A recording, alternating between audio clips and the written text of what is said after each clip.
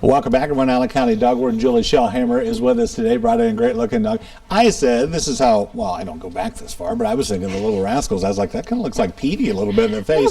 Maybe not quite as white on the whole body and maybe stuff. Maybe when she fills out and stuff. Yeah, she's getting She's very young. Yeah, is she really? Okay, yeah. She's under a year old. She's very young. She come in as a stray then? Yep, came in as a stray, and she was spayed yesterday, vaccinated, and she's doing such a good well. girl. She has this really cute underbite. Okay, I gotcha. Boy, her teeth look good too. Yeah, she's brushing every day, aren't you? Yeah.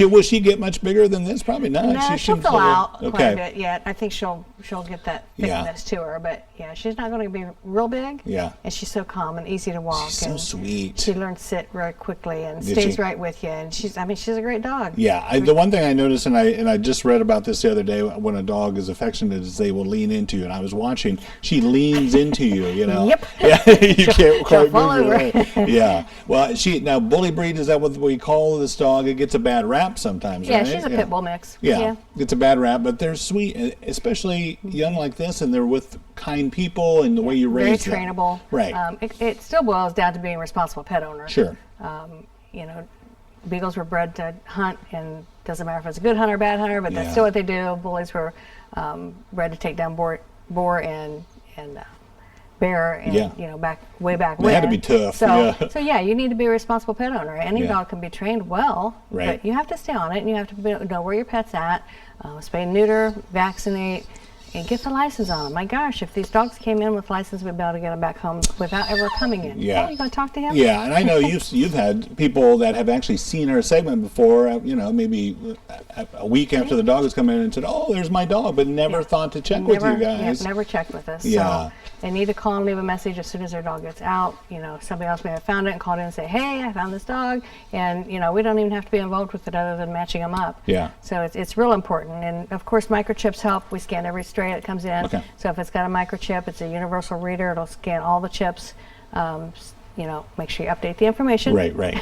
Yeah. But tags, you know, collars can fall off, but you know, if you've got a good collar on, and don't tie them out with a training collar, the flat buckle collar, harness something where they can't actually hurt themselves. But if that tag is on there, anybody that finds it can put that tag number in the computer and on the Allen County Auditor's website and find out where the dog lives so we can get it returned to you. Yeah. It's so easy. It's an easy process. You mentioned today would probably be a good day to take your dog for a walk too, right? Yeah, it's National Walk in the Park Day. I'm not sure who all follows all of that national stuff, but you know, it's pretty windy out today. Anchor yourself with a dog. Yeah, there you go. Yeah, hang on to a dog. Or if you're walking through the park, I go to Herman Woodlands a lot, and one of the reasons I like going there is if it is a windy day like this, you know, think about it. The trees are blocking all the wind. Yeah, the trees block a lot of that. So, and it is great out today. Yeah. Be a good day to bring a new pet into your home. I'm telling you, with a young dog like I got and a young dog like her, I feel like, and a lot of the experts will supposedly tell you this, is that I feel like sometimes you have to wear them out a little bit, you know, and it's good for me because I can get out and walk. But if I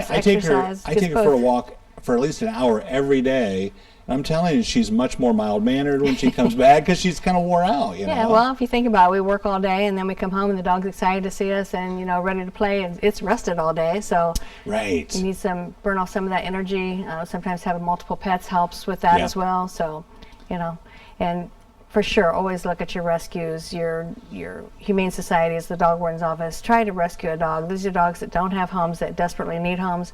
Somebody's taking good care of the majority of them. Right. You know, sometimes we'll get the thin dog or neglected dog, but for the most part, these were all somebody's nice pet, and they're just looking for a new home that they can.